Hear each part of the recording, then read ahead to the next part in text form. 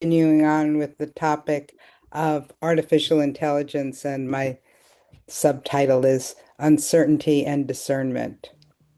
So, one of the things I appreciate about Linda's Dharma talks, the one she gave on Sunday and Monday, was that she didn't suggest that AI is either good or bad.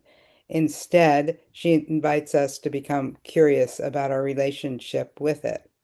And that feels much more like Buddhist practice to me. So I think the interesting question isn't simply what will AI do, but also what happens in us as we try to imagine the future. So we're living through one of those moments in history that seems like a major transition.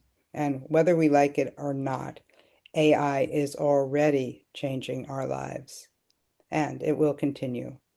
It'll change how we work, how we learn, how we communicate, and so much more. And the speed can seem overwhelming. So most of us have no idea what the world will look like in 5 or 10 years from now, and that's scary. But part of what makes it frightening is that we don't like uncertainty. We want to know. We want a story about what's coming. So you might have heard a phrase in Buddhism, commonly translated as "don't know mind." Although I appreciate the spirit of the teaching, in fact, that's what I'm talking about here.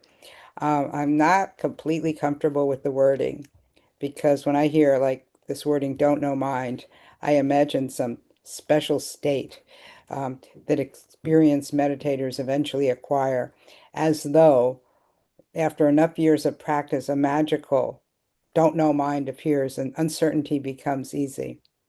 That's not been my experience. Reflective meditation teaches something different. So, our practice is not about creating a different kind of mind, but more about becoming aware of the ways our ordinary mind rushes towards uncertainty.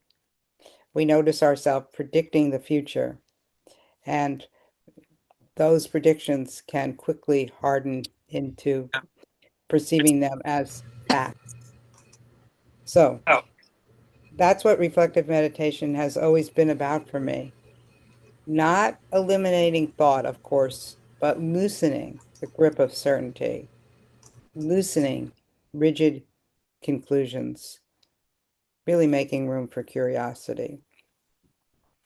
Of course, um, this becomes really a lot harder when uncertainty involves something enormous like AI, when the stakes seem high. Certainty can masquerade as safety.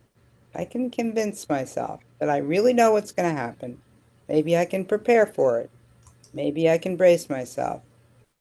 Problem is that many of us predict catastrophe, and that's certainly what's going on with AI. Imar says this will end badly. And once we've convinced ourselves that's the future, we don't feel safer. Actually, we become more frightened. So I sort of lean in the opposite tendency. Maybe we could even say distortion. My mind often predicts positive outcomes. Now, that sounds like a pleasant habit to have, and it is some of the time, but really it has its own problems. I'm aware that if I become convinced, really certain that everything will work out, I can become complacent or set myself for a very deep disappointment if life unfolds differently. So this comes to mind as I think about the upcoming midterm election. I imagine the outcome that I hope for, but I am carefully not letting that optimism become an certainty or an excuse to do nothing. I'm doing what I can. It's probably just a drop in the bucket, but again, in my optimistic way, if we each do what we can, the bucket just might fill. But really, the point here is that I don't know. I can remain hopeful while recognizing my hope is not certainty, or I could say certainly not certainty. There's another certain there. But that's the practice. That's how I see the practice.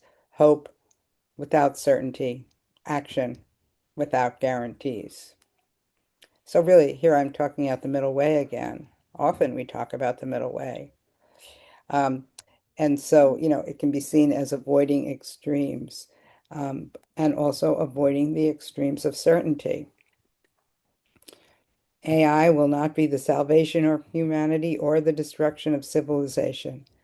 No doubt, it's going to be much more complicated than either of those extremes.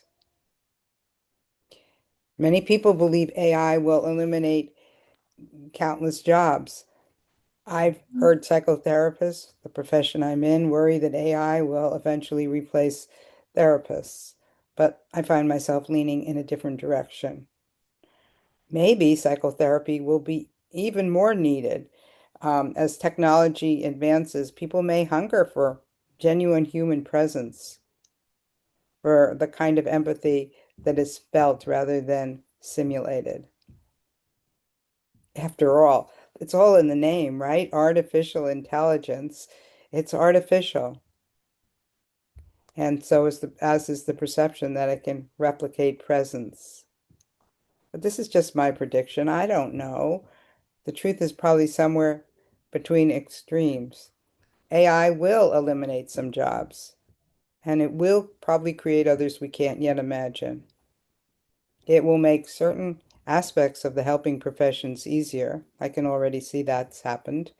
But it's also introducing and will continue to introduce new ethical dilemmas, many of which we haven't yet encountered.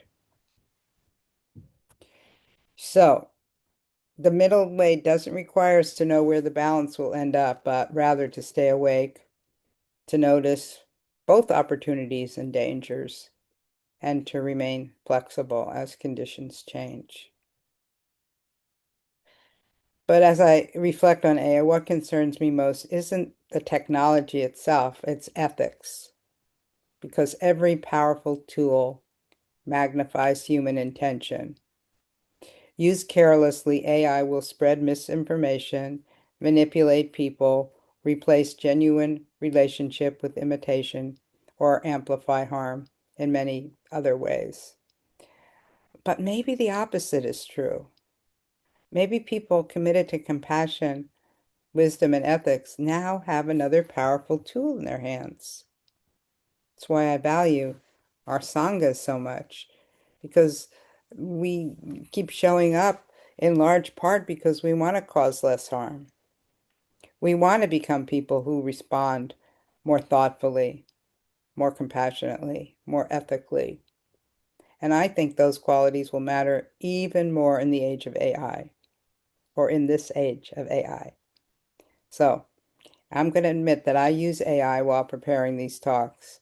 It helps me organize my ideas and find clearer language, but I don't just accept what it offers.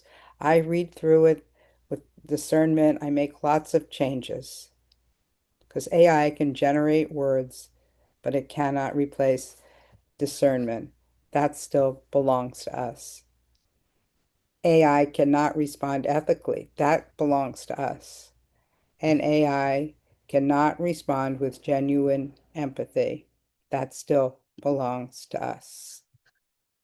So I will end this talk here and we'll sit with whatever comes up.